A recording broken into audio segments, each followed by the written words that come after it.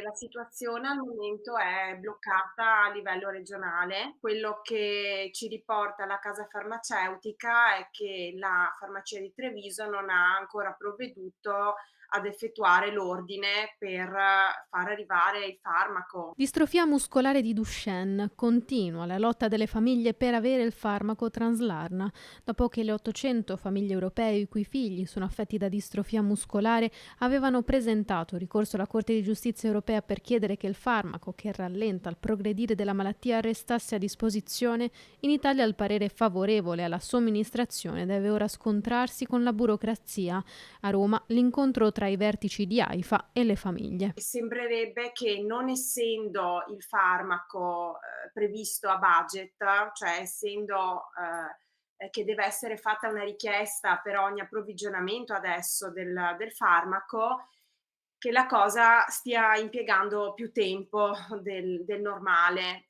Solo che mio figlio da ieri è già scoperto, quindi è senza terapia e come mio figlio la stessa cosa rischiano altri pazienti della provincia. Come Leonardo, anche tanti altri bambini in Italia. E siamo un po' diciamo scocciati perché, andando in farmacia, ci viene detto che la cosa insomma richiede tempo, però noi sappiamo che adesso la farmacia deve fare l'ordine e quindi non capiamo perché ancora non l'ha effettuato. Un problema burocratico che richiede tempo e una procedura adeguata essendo il farmaco importato dall'estero, ma intanto a Treviso, in Veneto e così in altre regioni d'Italia dei bambini sono senza cure. Quello che abbiamo concluso è che adesso AIFA comunque aprirà un dialogo su questo tema con le regioni proprio per cercare di sbloccare la situazione, per far capire insomma alle farmacie che